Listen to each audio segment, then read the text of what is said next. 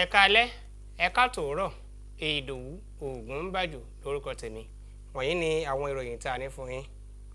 Wọ́n ti ṣe àtẹnumọ́ fún àwọn ọmọ Yorùbá láti ṣe ara wọn lọ́kan àti láti ṣe ìgbárùkù ti ààrẹ Bọ́lá Ahmed Tinubu fún láti lè ṣe àṣeyọrí nínú àgbéṣe sísọ ìrètí orílẹ̀-èdè Nàìjíríà jí.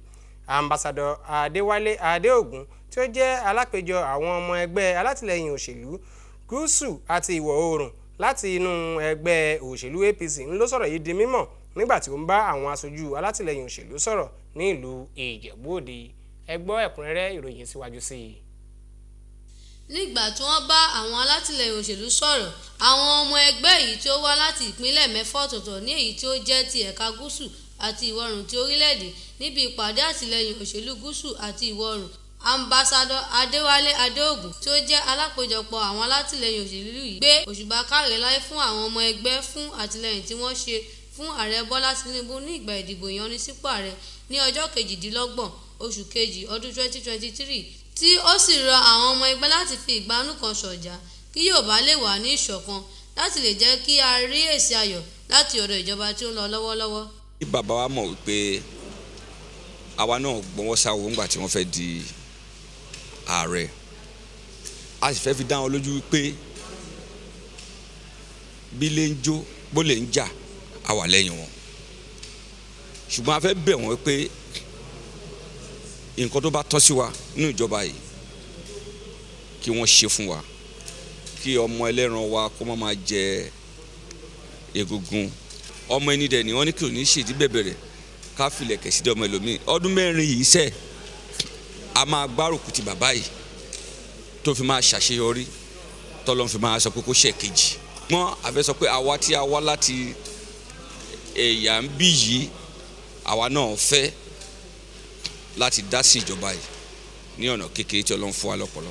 Alága ìgbìmọ̀ àwọn alátìlẹyìn òṣèlú ti ẹ̀ka gúúsù àti ìwọ̀ oòrùn ọ̀mọ̀wé Adérónkẹ́ Kéwì sọ wípé ayẹyẹ yìí ní láti kó ara papọ̀ fún àtìlẹyìn ọmọ Yorùbá àti ṣíṣe ìpolongo àtìlẹyìn fún àṣeyọrí ààrẹ Bọ́lá Ahmed Tinubu pẹ̀lú àgbéṣe sísọ ìrètí orílẹ̀-èdè yìí jí.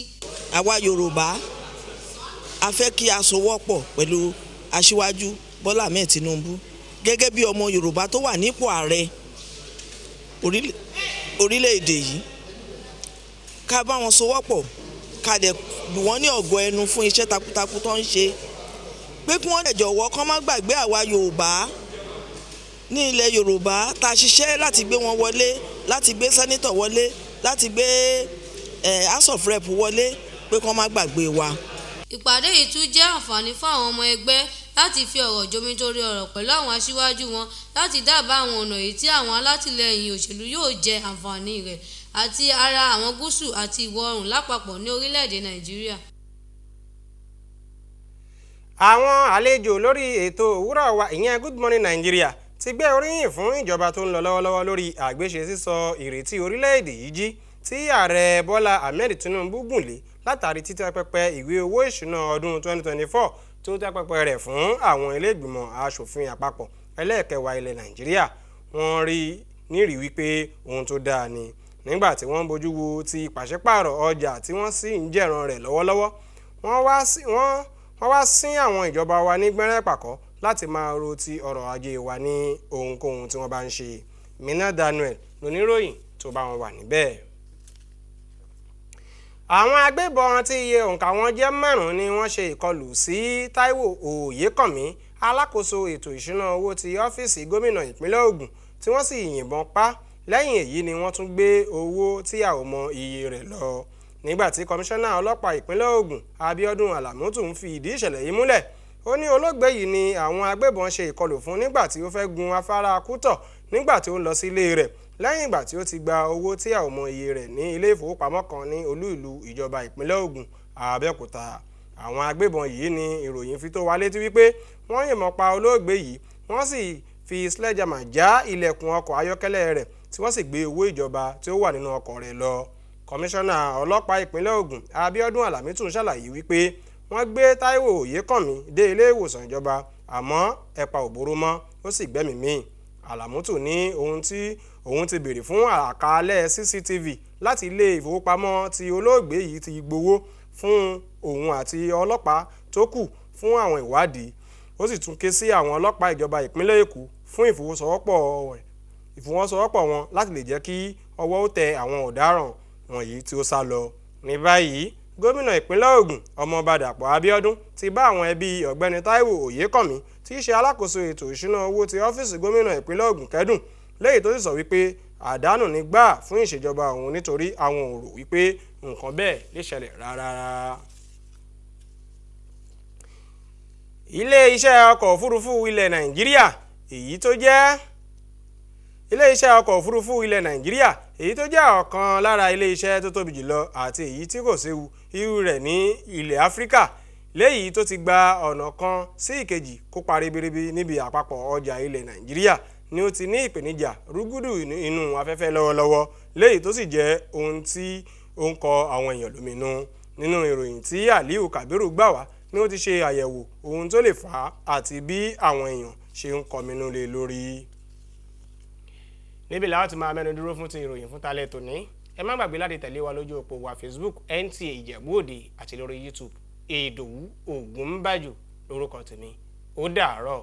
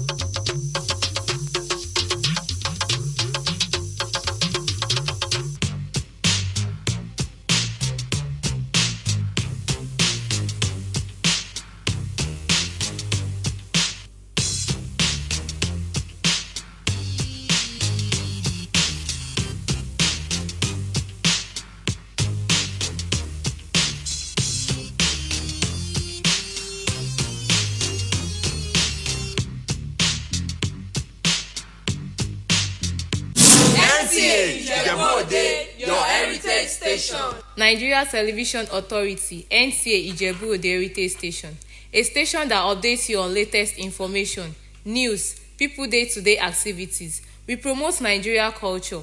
We bring to you educative program and talk shows for young and old. We give you latest updates from the world of sports. We also bring to you updates from the entertainment world. We are the best among the rest. We are available on StarTimes Channel 103 and UHF 63. NTA Ijebu Ode, your heritage station. NTA na Ijebu ogbonge thing. NTA achowe salute o. NTA na Ijebu ogbonge thing. NTA na baba. NTA Ijebu Ode, your heritage station.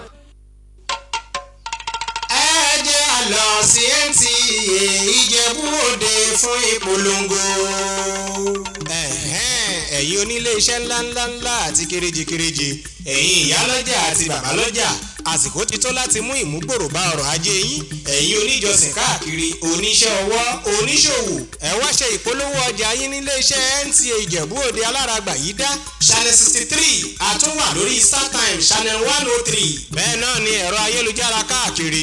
Ẹ̀yin fẹ́ ṣayẹyẹ ẹ máa bọ̀ ní àyíká wa ní NTA Ìjẹ̀bú Òde ní onírúurú ayẹyẹ bíi ìwúyè, ọjọ́ ìbí, ìgbéyàwó, òkú àgbà àti bẹ́ẹ̀ bẹ́ẹ̀ lọ.